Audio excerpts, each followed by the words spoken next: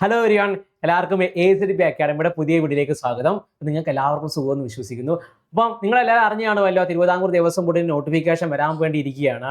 Okay, അപ്പോൾ ഈ അടുത്തിടെയായിട്ട് നമ്മുടെ ഗുരുവായൂർ ദേവസ്വമിന്റെ എക്സാം കഴിഞ്ഞിരുന്നു. ഓക്കെ, അപ്പം അതിന്റെ നോട്ടിഫിക്കേഷനെ വെച്ച് നമ്മൾ അടിസ്ഥാനപ്പെടുത്തി നോക്കുകയാണെങ്കിൽ ഗുരുവായൂർ ദേവസ്വത്തിന്റെ നോട്ടിഫിക്കേഷൻ വന്ന് 3 മാസത്തിനുള്ളിൽ തന്നെ എന്ത് നടന്നിരുന്നു, അതിന്റെ എക്സാം നടന്നിരുന്നു അല്ലേ. അപ്പൊ അത് വെച്ച് നമ്മൾ അടിസ്ഥാനപ്പെടുത്തി നമ്മൾ ചിന്തിക്കുകയാണെങ്കിൽ എന്ത് ചെയ്യുക, തിരുവിതാംകൂർ ദേവസ്വം ബോർഡിന്റെ നോട്ടിഫിക്കേഷൻ വരാൻ പോവുകയാണ്.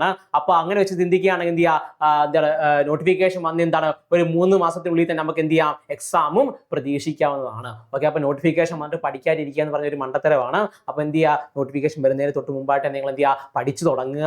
അറിയാലോ, സിലബസ് ഒരുപാടുണ്ട്. അപ്പൊ എന്ത് ചെയ്യുക, അതിന്റെ പഠിച്ച് പോയാൽ മാത്രമേ നമുക്ക് എന്ത് പറ്റുള്ളൂ, പെട്ടെന്ന് തന്നെ സിലബസ് കംപ്ലീറ്റ് ചെയ്യാൻ, അതുപോലെ പ്രീവിയസ് ക്വസ്റ്റ്യൻസ് നമുക്ക് എന്ത് പറ്റത്തുള്ളൂ, ഡിസ്കസ് ചെയ്യാനും മറ്റും എന്ത് ചെയ്യത്തുള്ളൂ, പഠിക്കാൻ പറ്റത്തുള്ളൂ.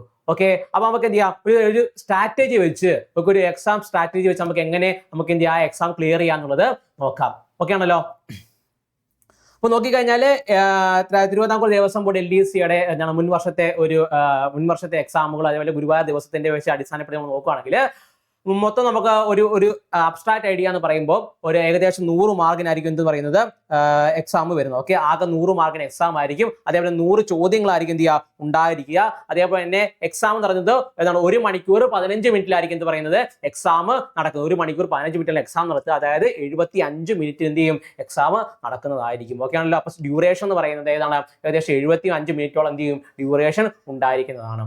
ഓക്കെ, അതേപോലെ പരീക്ഷാ മാധ്യമം എന്ന് പറയുന്നത് മലയാളം, തമിഴ്, കന്നഡ. നമുക്ക് ഈ തമിഴും കന്നഡയും കണ്ടുകൾ പേടിക്കൊന്നും വേണ്ട. അതായത് നമ്മുടെ അതിർത്തി പ്രദേശങ്ങളും മറ്റും വരുന്നവർക്കായിട്ട് എന്ത് ചെയ്യാം, അതിനുവേണ്ടിയാണ് ഈ തമിഴും കന്നഡയായിട്ടൊക്കെ എന്ത് ചെയ്യാം വിഷയം കൊടുത്തിരിക്കുന്നത്. അപ്പൊ തമിഴും കന്നഡയും മറ്റ് മീഡിയ ആയിട്ട് എടുത്തിരിക്കുന്നവർക്ക് എന്ത് ചെയ്യാം, എക്സാം ആ രീതിയിൽ എന്ത് ചെയ്യാം, നിങ്ങൾക്ക് അപ്പിയർ ചെയ്യാവുന്നത് ആണ്. ഓക്കെ ആണല്ലോ. ഇനി മാർക്കിംഗ് സ്കീം നോക്കിക്കഴിഞ്ഞാൽ എല്ലാ PSC എക്സാമുകളെ കുറിച്ചും അതിന്റെ ഏകദേശം അതേ രീതി തന്നെയാണ്. അതായത് ഓരോ ശരി ഉത്തരത്തിന് ഓരോ മാർക്കും, അതേപോലെ തന്നെ തെറ്റുത്തരത്തിന് എന്ത് ചെയ്യണം, 1/3, അതായത് 0.33 എന്ത് ചെയ്യും, കുറയ്ക്കുന്നതുമാണ്. ഓക്കെ, 1 മാർക്ക് ശരി ഉത്തരവും 0.33 മാർക്ക് എന്ത് ചെയ്യും, കട്ട് ചെയ്യുന്നത്. അതായത് നിങ്ങൾ ഉത്തരം നിങ്ങൾ എന്ത് ചെയ്തു, ചോദ്യങ്ങൾ അപ്പിയർ ചെയ്യുന്നുണ്ട്, പക്ഷേ ഉത്തരം തെറ്റാണെങ്കിൽ നിങ്ങൾക്ക് ആ 0.33 മാർക്ക് എന്ത് ചെയ്യും, കട്ട് ചെയ്യുന്നതാണ്. ഓക്കെ, നിങ്ങൾ ഉത്തരത്തിലൊന്നും നിങ്ങൾക്ക് അറിയാൻ മേത്ത ഉത്തരമാണ്. ഓക്കെ, നിങ്ങൾക്ക് അത് അറിയത്തില്ല, നിങ്ങൾ എന്ത് ചെയ്തിട്ടുണ്ട്, അത് അപ്പിയർ ചെയ്തിട്ടില്ല, എന്ത് ചെയ്യുക, നിങ്ങൾക്ക് നിങ്ങളുടെ മാർക്ക് ഒന്നും പോകത്തില്ല. ഓക്കെ, നിങ്ങൾ അപ്പിയർ ചെയ്തു പക്ഷേ തെറ്റാണെങ്കിൽ മാത്രമേ എന്ത് ചെയ്യത്തുള്ളൂ, 0.33 മാർക്ക് എന്ത് ചെയ്യത്തുള്ളൂ, നിങ്ങൾ അവിടുന്ന് കട്ട് ചെയ്യത്തുള്ളൂ. അതായത് 1/3 മാർക്ക് എന്ത് ചെയ്യത്തുള്ളൂ, നിങ്ങൾ കട്ട് ചെയ്യത്തുള്ളൂ. ശരി ഉത്തരത്തിന് 1 മാർക്കാണ് കിട്ടുന്നത്. ഓക്കെ ആണല്ലോ.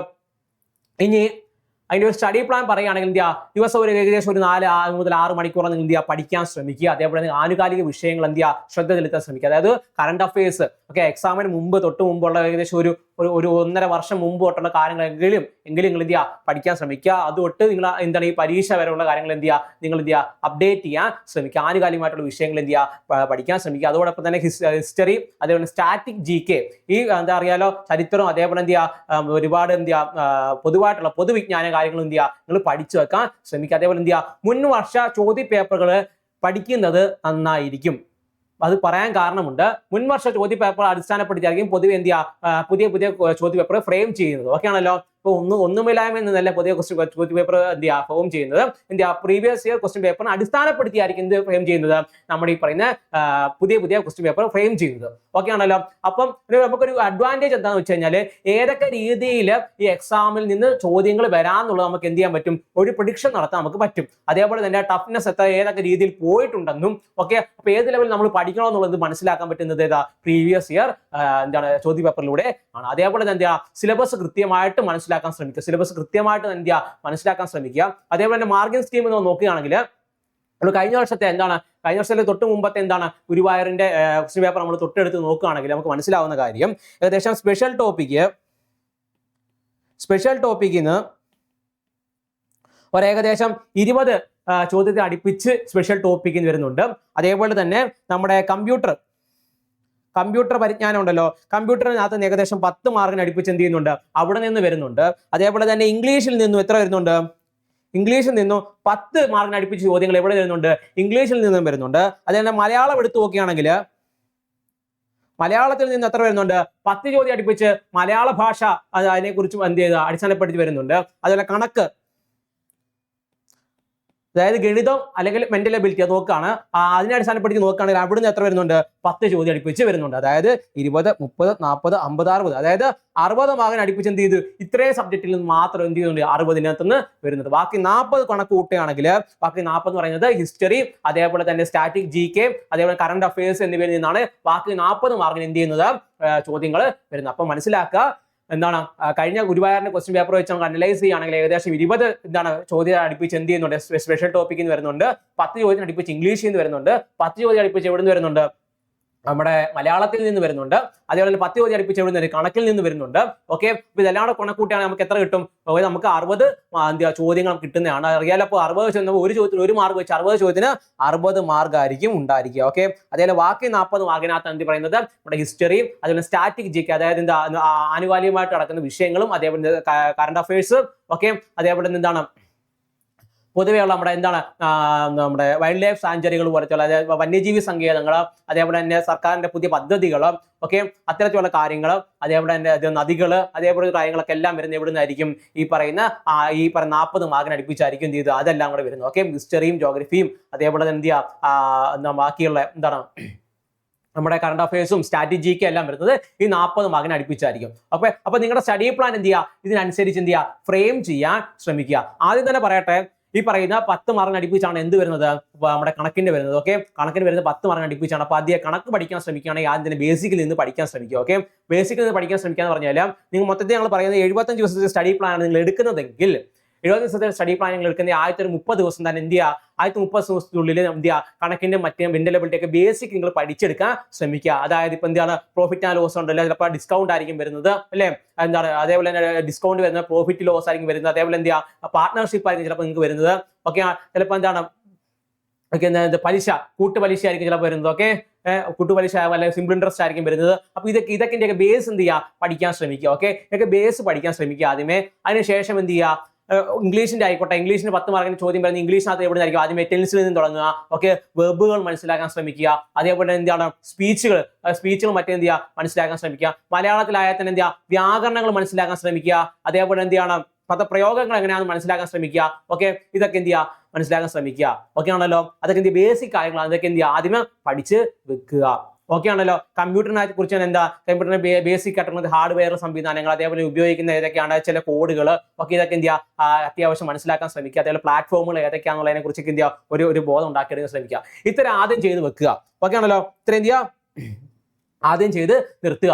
അതിനുശേഷം ചെയ്യേണ്ട എന്താന്ന് വെച്ച് കഴിഞ്ഞാൽ നിങ്ങൾ ഈ പഠിച്ചു വെച്ചതിനെ അടിസ്ഥാനപ്പെടുത്തി എന്ത് ചെയ്യുക? നിങ്ങൾ ചെറിയ ടെസ്റ്റുകൾ നോക്കുക. ഓക്കെ, നമ്മൾ ഓൺലൈൻ പ്ലാറ്റ്ഫോമുകൾ, ഒരുപാട് ഓൺലൈൻ പ്ലാറ്റ്ഫോമുകൾ എന്താണ് നമുക്ക് ടെസ്റ്റുകൾ അവൈലബിൾ ആണ്. ഓക്കെ, പല മോക്ക് ടെസ്റ്റുകൾ മറ്റെന്ത് ചെയ്യുക? അവൈലബിൾ ആണ്. അപ്പൊ ഇതിനെ അടിസ്ഥാനപ്പെടുത്തി നിങ്ങൾ എന്ത് ചെയ്യുക? ആ മോക്ക് ടെസ്റ്റുകൾ ആദ്യമേ ചെയ്ത് നോക്കുക. ഈ മോക്ക് ടെസ്റ്റുകൾ ചെയ്യുന്നതിന്റെ ഗുണം എന്താണെന്ന് വെച്ച് കഴിഞ്ഞാൽ നിങ്ങൾ എത്രത്തോളം പഠിച്ചിട്ടുണ്ടെന്ന് എന്ത് ചെയ്യുക? അതിനകത്ത് നിന്ന് മനസ്സിലാക്കാൻ പറ്റും. ഓക്കെ, ചില ടോപ്പിക്കുകൾ നിങ്ങൾക്ക് പറ്റുന്നില്ല, നിങ്ങൾ പഠിച്ചിട്ടില്ല, ഈ ടോപ്പിക്ക് ചില ചോദ്യങ്ങൾ കാണുമ്പോൾ മനസ്സിലായി ഈ ടോപ്പിക്ക് ഞാൻ പഠിച്ചിട്ടില്ലെന്ന് മനസ്സിലാക്കാൻ എന്ത് ചെയ്യുക? അത് നിങ്ങൾക്ക് അവിടെ പോയി ഒന്നുകൂടെ പോയി നിങ്ങൾക്ക് പഠിച്ചിട്ട് വരാൻ സാധിക്കും. ഓക്കെ ആണല്ലോ. അപ്പൊ അടുത്ത 30 ദിവസത്തിനുള്ളിൽ എന്ത് ചെയ്യുക? നിൽക്കുക, ഇത് എന്താ മോക്ക് ടെസ്റ്റുകൾ മറ്റും എന്ത് ചെയ്യുക? പ്രിപ്പയർ ചെയ്യുക. അതിനോടൊപ്പം എന്ത് ചെയ്യുക? പ്രീവിയസ് ക്വസ്റ്റ്യൻസ് എന്ത് ചെയ്യുക? ഡിസ്കസ് ചെയ്യാൻ ശ്രമിക്കുക. കാരണം എന്താ അറിയോ? പ്രീവിയസ് ക്വസ്റ്റ്യൻസ് ഡിസ്കസ് ചെയ്യുന്ന സമയത്ത് എന്ത് ചെയ്യുക? അല്ലെങ്കിൽ എന്ത് ചെയ്യുക? ഡിസ്കസ് ചെയ്യുക, അല്ലെങ്കിൽ എന്ത് ചെയ്യുക? നിങ്ങൾ ചെയ്ത് പഠിക്കുന്ന സമയത്ത് എന്ത് ചെയ്യുക? ഗുണമെന്ന് അറിയാലോ. അതായത് നിങ്ങൾക്ക് ചിലപ്പോൾ ചില ചോദ്യങ്ങൾ എന്ത് ചെയ്യാൻ പറ്റില്ല, നിങ്ങൾക്ക് അപ്പിയർ ചെയ്യാൻ പറ്റിയെന്ന് വരില്ല. ഓക്കെ, അപ്പൊ എന്ത് ചെയ്യുക? അത് നിങ്ങളുടെ വീക്ക് പോയിന്റ് ആണ്. ഓക്കെ, അതാണ് നിങ്ങളുടെ വീക്ക് പോയിന്റ് ആണ്. ആ വീക്ക് പോയിന്റ് മനസ്സിലാക്കിയ ശേഷം എന്ത് ചെയ്യുക? അത് പഠിക്കാൻ ശ്രമിക്കുക. ഓക്കെ ആണല്ലോ. ആ വീക്ക് പോയിന്റ് മനസ്സിലാക്കിയ ശേഷം എന്ത് ചെയ്യുക? പഠിക്കാൻ ശ്രമിക്കുക. ഓക്കെ, അപ്പൊ എന്ത് ചെയ്യുക? അതൊരു പ്ലസ് പോയിന്റ് ആണ്. അപ്പൊ നിങ്ങൾ ആ വീക്ക് പോയിന്റ് സ്ഥലത്ത് എന്ത് ചെയ്യും? നിങ്ങൾക്ക് അവിടെ എന്ത് ചെയ്യാൻ പറ്റും? കൂടുതൽ മാർക്ക് സ്കോർ ചെയ്യാൻ പറ്റും. അതേപോലെ തന്നെ ക്വസ്റ്റ്യൻ പാറ്റേൺ എത്തരത്തിലാണ് വരുന്നത് മനസ്സിലാക്കാൻ പറ്റും. ഓക്കെ, ഒരേ ചോദ്യം തന്നെ പല തിരിച്ചും മറിച്ച് ചിലപ്പോൾ ചോദിച്ചെന്നിരിക്കും. ഓക്കെ ആണല്ലോ. അപ്പൊ എന്ത് പറ്റും? നമ്മൾ ഒരു രീതിയിൽ തന്നെ പഠിച്ചു വെച്ചാൽ പറ്റത്തില്ല. എന്ത് ചെയ്യും? അപ്പൊ പല രീതിയിൽ ചോദിച്ചാൽ തന്നെ എന്ത് ചെയ്യും? ഉത്തരങ്ങൾ എഴുതാൻ സാധിക്കുന്നതാണ്. അതുപോലെ ഏറ്റവും പ്രധാനപ്പെട്ട കാര്യം എന്ന് പറഞ്ഞാൽ അടുത്ത 30 ദിവസത്തിനുള്ളിൽ തന്നെ എന്ത് ചെയ്യാൻ ശ്രമിക്കുക? നിങ്ങൾ പഠിച്ച കാര്യങ്ങൾ എന്ത് ചെയ്യാൻ പറ്റുക? നിങ്ങൾ റിവൈസ് ചെയ്യാൻ ശ്രമിക്കുക. അതായത് ഞാൻ ഇന്ന് പഠിച്ചിട്ടുണ്ട്. ഓക്കെ, ഞാൻ ഇന്ന് പഠിച്ചത് ഇന്ത്യൻ ഹിസ്റ്ററിയാണ്. ഞാൻ പഠിച്ചു, ഇന്ത്യൻ ഹിസ്റ്ററി ഞാൻ പഠിച്ചു, ഞാൻ പഠിക്കത്തില്ല എന്ന് പറഞ്ഞിരിക്കരുത്. ഓക്കെ ആണല്ലോ. അല്ലെങ്കിൽ ഇപ്പൊ മാത്തമാറ്റിക്സ് പഠിച്ചു, ഞാൻ പ്രോഫിറ്റ് ആൻഡ് ലോസ് ആണെന്ന് പഠിച്ചിട്ടുള്ളത്. ഓക്കെ, ഞാൻ പ്രോഫിറ്റ് ആൻഡ് ലോസ് എന്താണ്? ഞാനിപ്പോ ഓഗസ്റ്റ് 1-ാം തീയതി പ്രോഫിറ്റ് ആൻഡ് ലോസ് പഠിച്ചു. ഓഗസ്റ്റ് 30 വരെ നിങ്ങൾ ഓർത്തിരിക്കത്തില്ല. മനുഷ്യന് ബുദ്ധി അത്രത്തോളം ഒന്നും അത്ര ഇത് ഇല്ല. ഓക്കെ, നമ്മൾ എന്ത് ചെയ്യുക? മനുഷ്യന്മാരാണ്, നമ്മൾ അത്രയും ഓർത്തിരിക്കത്തില്ല. ഓക്കെ, ഓർത്തിരിക്കുന്നത് കാണത്തില്ലെന്നല്ല, നമുക്ക് ഇന്ത്യയിൽ പല കാര്യങ്ങളോട് നമ്മൾ എന്ത് ചെയ്യത്തില്ല, എല്ലാ നമ്മൾ ഓർത്തിരിക്കാൻ പറ്റിയെന്ന് വരില്ല. അപ്പൊ എന്ത് ചെയ്യുക? റിവൈസ് ചെയ്യാൻ ശ്രമിക്കുക. ഓക്കെ, ആഴ്ചയിൽ ഒരു വട്ടമെങ്കിലും എന്ത് ചെയ്യുക, നിങ്ങൾ എന്ത് ചെയ്യുക, ഈ പഠിച്ച കാര്യങ്ങൾ എന്ത് തന്നെ ആയിരിക്കും, മാത്സ് ആയിക്കോട്ടെ, ഹിസ്റ്ററി ആയിക്കോട്ടെ, കമ്പ്യൂട്ടർ ആയിക്കോട്ടെ, ഇംഗ്ലീഷ് ആയിക്കോട്ടെ, മലയാളം ആയിക്കോട്ടെ, ഏത് തന്നെ വിഷയങ്ങളായിക്കോട്ടെ, എന്ത് തന്നെ ആയിരിക്കും, നിങ്ങൾ പഠിച്ച കാര്യങ്ങൾ എന്ത് ചെയ്യുക, റിവൈസ് ചെയ്യാൻ ശ്രമിക്കുക. അപ്പൊ എന്ത് ചെയ്യുക, പുതിയ പുതിയ കാര്യങ്ങൾ പഠിക്കുന്നതോറും എന്ത് ചെയ്യുക, നിങ്ങൾ പഴയ കാര്യങ്ങൾ എന്ത് ചെയ്യുക, പുതിയ എന്ത് മറന്നു പോകുന്ന സ്വഭാവമുണ്ട്. അപ്പൊ അതെന്ത് ചെയ്യുക, മാറ്റി മാറ്റി കൊണ്ടുവരാൻ സാധിക്കുന്നതാണ്. ഓക്കെ ആണല്ലോ.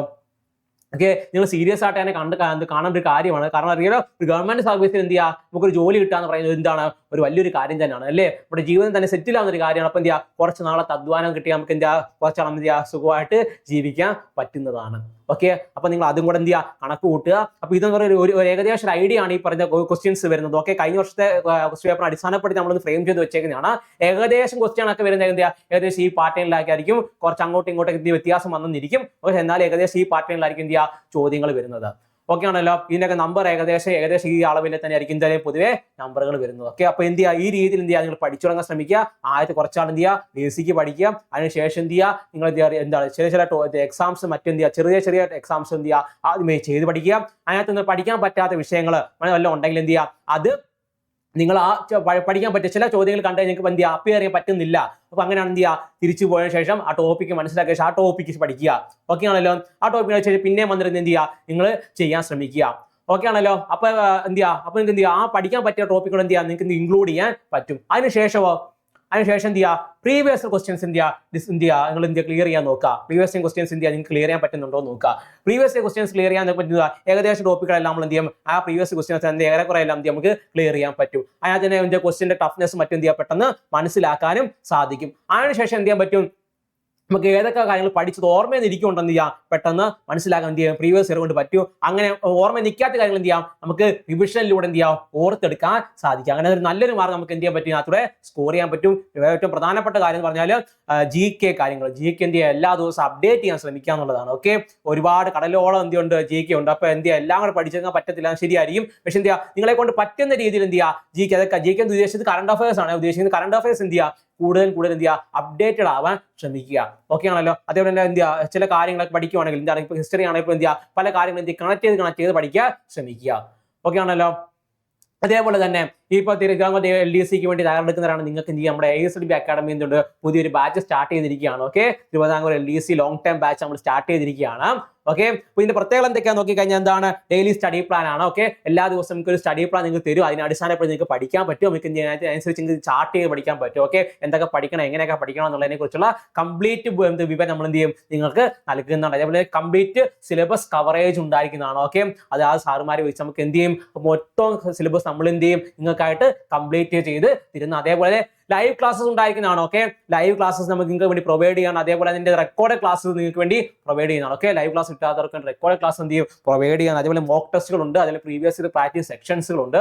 മോക്ക് ടെസ്റ്റ് ചെയ്ത് നിങ്ങൾക്ക് എന്ത് ചെയ്യും, അത് ഒരു എന്താണ് തഴക്കം ചെല്ലും. ഓക്കെ, അതേപോലെ എന്ത് ചെയ്യുക, പ്രീവിയസ് പ്രാക്ടീസ് എന്ത് ചെയ്യുക, പ്രീവിയസ് ക്വസ്റ്റ്യൻസ് പ്രാക്ടീസ് ചെയ്യുന്നത് നിങ്ങൾക്ക് എന്ത് ചെയ്യും, കോൺഫിഡൻസ് ബിൽഡ് ചെയ്യാൻ പറ്റും. ഓക്കെ ആണല്ലോ. അപ്പൊ നമുക്ക് ഈ ബാച്ചിലേക്ക് ജോയിൻ ചെയ്യണമെന്നുണ്ടെങ്കിൽ എന്ത് ചെയ്യാം, ഒന്നേ നമ്മുടെ ASDB അക്കാഡമിയുടെ ആപ്പ് നിങ്ങൾക്ക് എന്ത് ചെയ്യാം, പ്ലേ സ്റ്റോറിൽ നല്ല ആപ്പ് സ്റ്റോറിൽ നിങ്ങൾക്ക് എന്ത് ചെയ്യാം, ഡൗൺലോഡ് ചെയ്തെടുക്കാൻ പറ്റുന്നതാണ്. ഓക്കെ, അഥവാ നിങ്ങൾക്ക് എന്തെങ്കിലും സംശയങ്ങളുണ്ട്, ഓക്കെ, നിങ്ങൾക്ക് ഈ എന്താണ് ഈ കോഴ്സിനെ കുറിച്ച് അറിയാൻ താല്പര്യമുണ്ട്, ഓക്കെ, ഇത് എങ്ങനെയാണ് ഫീസ് സ്ട്രക്ചർ മറ്റുള്ള കാര്യങ്ങളെ കുറിച്ച് എന്ത് ചെയ്യുക, നിങ്ങൾക്ക് അറിയാൻ താല്പര്യം ഉണ്ടെങ്കിൽ എന്ത് ചെയ്യുക, ഈ കാണുന്ന നമ്പറിൽ എന്ത് ചെയ്യുക, നിങ്ങൾക്ക് കോൺടാക്ട് ചെയ്യാവുന്നതാണ്. ഓക്കെ, അപ്പോൾ നിങ്ങൾ നന്നായിട്ട് പഠിക്കുക. അതേപോലെ തന്നെ എന്തെങ്കിലും നിങ്ങൾക്ക് എന്തെങ്കിലും ബുദ്ധിമുട്ടുകൾ എന്ത് ചെയ്യുക, അത് നിങ്ങൾ ക്ലിയർ ചെയ്ത് മുന്നോട്ട് പോകാൻ ശ്രമിക്കുക. ഓക്കെ, നിങ്ങൾക്ക് എല്ലാവർക്കും നല്ലൊരു ജോലി കിട്ടട്ടെ എന്ന് ആശംസിക്കുന്നു. നന്ദി, നമസ്കാരം.